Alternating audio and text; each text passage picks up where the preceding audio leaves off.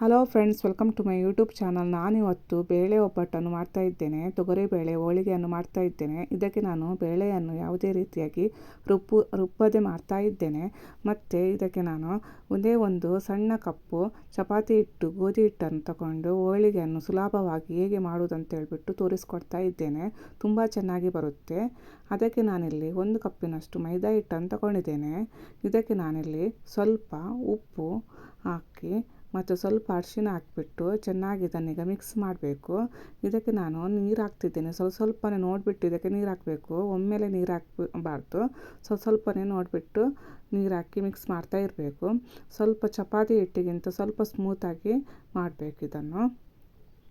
ನೋಡಿ, ಸ್ವಲ್ಪ ನೀರು ಹಾಕ್ತಾ ಮಾಡಿದರೆ ಆಯಿತು. ತುಂಬ ಸುಲಭವಾಗಿ ಮಾಡ್ಬೋದು. ಏನು ಹೂರಣವನ್ನು ರುಬ್ಬಬೇಕಂತ ಏನಿಲ್ಲ, ಸುಲಭವಾಗಿ ಒಂದೇ ಒಂದು ಸಣ್ಣ ಕಪ್ಪು ಗೋಧಿ ಹಿಟ್ಟಿನಿಂದ ಎಷ್ಟು ಬೇಕಾದರೂ ಸಹ ಹೋಳಿಗೆಯನ್ನು ನಾವು ಫಟಾಫಟ ಅಂತ ಹೇಳ್ಬಿಟ್ಟು ಮಾಡ್ಬೋದು.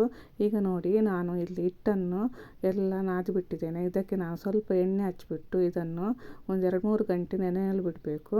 ಈಗ ನಾನಿಲ್ಲಿ ಒಂದು ಕುಕ್ಕರನ್ನು ತಗೊಂಡಿದ್ದೇನೆ. ಕುಕ್ಕರಿಗೆ ನಾನು 1 ಕಪ್ಪಿನಷ್ಟು ತೊಗರಿಬೇಳೆಯನ್ನು ಹಾಕಿದ್ದೇನೆ. ಈಗ ಇದನ್ನು ಚೆನ್ನಾಗಿ ತೊಳೆಯಬೇಕು.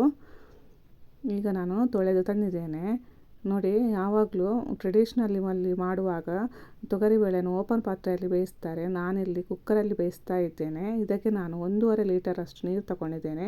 ಸ್ವಲ್ಪ ಎಣ್ಣೆ ಹಾಕಿದ್ದೇನೆ ಮತ್ತು ಸ್ವಲ್ಪ ಅರಿಶಿನ ಪುಡಿಯನ್ನು ಹಾಕಿಬಿಟ್ಟು ಮುಚ್ಚಳ ಮುಚ್ಚಿ ಇದನ್ನೀಗ ಬೇಯಿಸಬೇಕು.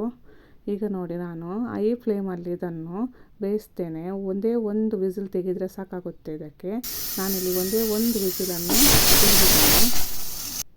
ಈಗ ಇದಕ್ಕೆ ನಾನು ಆಫ್ ಮಾಡಿದ್ದೇನೆ ಇಮಿಡಿಯೇಟ್. ಈಗ ಇದರದ್ದು ವಿಸಿಲ್ ಹೋಗಿದೆ. ಈಗ ನಾನು ಬೇಳೆ ಬೆಂದಿದೆ ಅಂತ ನೋಡ್ತಿದ್ದೇನೆ. ನೋಡಿ, ಹೀಗೆ ಬೆಂದಿದೆ ಬೇಳೆ ಇಷ್ಟು.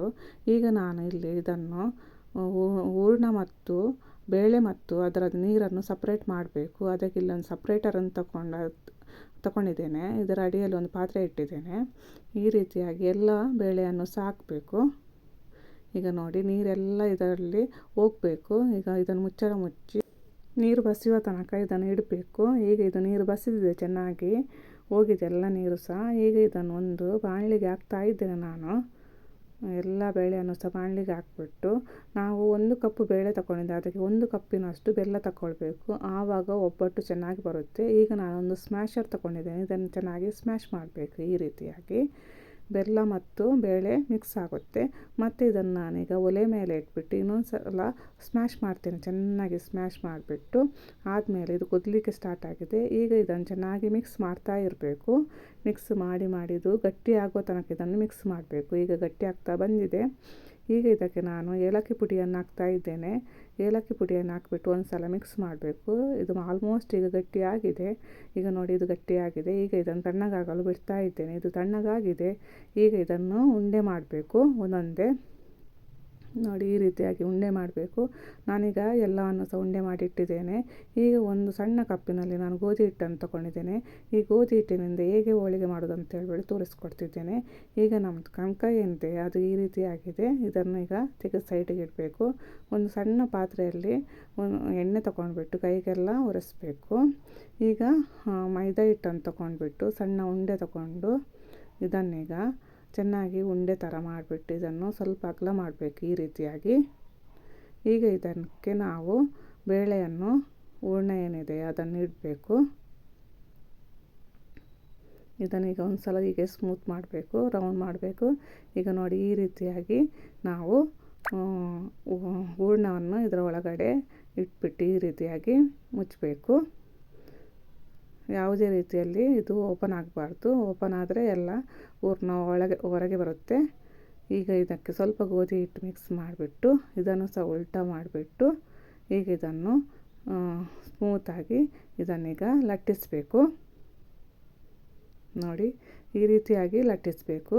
ಈಗ ನಾನು ಇದಕ್ಕೆ ಲಟ್ಟಣಿಗೆ ಸಹ ಸ್ವಲ್ಪ ಗೋಧಿ ಹಿಟ್ಟನ್ನು ಸವರಿಸ್ತಿದ್ದೇನೆ. ಈಗ ಹೀಗೆ ಸವರಿಬಿಟ್ಟು ಸ್ಮೂತಾಗಿ ಹೋಳಿಗೆಯನ್ನು ಲಟ್ಟಿಸಬೇಕು. ಒಂದೇ ಸೈಡಲ್ಲಿ ಲಟ್ಟಿಸಬೇಕು. ಚಪಾತಿ ಥರ ಉಲ್ಟಾ ಪಲ್ಟಾ ಎಲ್ಲ ಹಾಕಬಾರ್ದು. ಒಂದೇ ಸೈಡಲ್ಲಿ ಲಟ್ಟಿಸ್ತಾ ಮಾಡಬೇಕು ಇದನ್ನು. ಈಗ ನೋಡಿ, ನಾನು ನಿಧಾನವಾಗಿ ತೋರಿಸ್ತಿದ್ದೇನೆ ಹೇಗೆ ಲಟ್ಟಿಸ್ತಿದ್ದೇನೆ ಅಂತ ಹೇಳಿಬಿಟ್ಟು. ಈ ರೀತಿ ಮಾಡೋದ್ರಿಂದ ನಾವು ಸುಲಭವಾಗಿ ತೆಳ್ಳಗೆ ಎಷ್ಟು ಬೇಕಾದರೆ ತೆಳ್ಳಗೆ ಸಹ ನಾವು ಹೋಳಿಗೆಯನ್ನು ಮಾಡ್ಬೋದು. ನೋಡಿ ಎಷ್ಟು ತೆಳ್ಳಗೆ ಬರುತ್ತೆ ನೋಡಿ. ನೋಡಿ ನೀವು ಕೈಯಲ್ಲಿ ಲಟ್ಟಿಸೋದಾದರೆ, ಕೈಯಲ್ಲಿ ಬಡಿದು ಮಾಡೋದಾದರೆ ಇಷ್ಟು ತೆಳ್ಳಗೆ ಬರಲ್ಲ, ನಮಗೆ ಆಗಲ್ಲ, ಕೈಗೆ ಅಂಟ್ಕೊಳ್ಳುತ್ತೆ ಎಣ್ಣೆ ಎಲ್ಲ. ಮತ್ತು ಇದಕ್ಕೆ ಜಾಸ್ತಿ ಎಣ್ಣೆ ಸಹ ಬೇಕಾಗಿಲ್ಲ. ನೋಡಿ ಎಷ್ಟು ತೆಳ್ಳಗೆ ಬೇಕಾದರೆ ಸಹ ನಾವು ಇದನ್ನು ಲಟ್ಟಿಸ್ಬೋದು. ಈಗ ನೋಡಿ ಹೇಗೆ ಇದು ಬರುತ್ತೆ ನೋಡಿ, ಏನು ಅಂಟ್ಕೊಳ್ಳಲ್ಲ, ಏನಿಲ್ಲ. ಹೀಗೆ ಇದನ್ನು ಒಂದು ಕಾವಲಿ ಬಿಸಿ ಮಾಡಿಬಿಟ್ಟು ಇದನ್ನೀಗ ಬೇಯಿಸಬೇಕು. ಎರಡೂ ಸೈಡ್ ಸಹ ಇದನ್ನು ಫ್ರೈ ಮಾಡಬೇಕು. ಈಗ ನೋಡಿ ಒಂದು ಸೈಡಲ್ಲಿ ನಾನು ಫಸ್ಟಿಗೆ ಇದನ್ನು ಈ ರೀತಿಯಾಗಿ ಕಾಯಿಸ್ತಾ ಇದ್ದೇನೆ. ನೋಡಿ ಇದು ಹೇಗೆ ಉಬ್ಬಿ ಬರುತ್ತೆ ನೋಡಿ.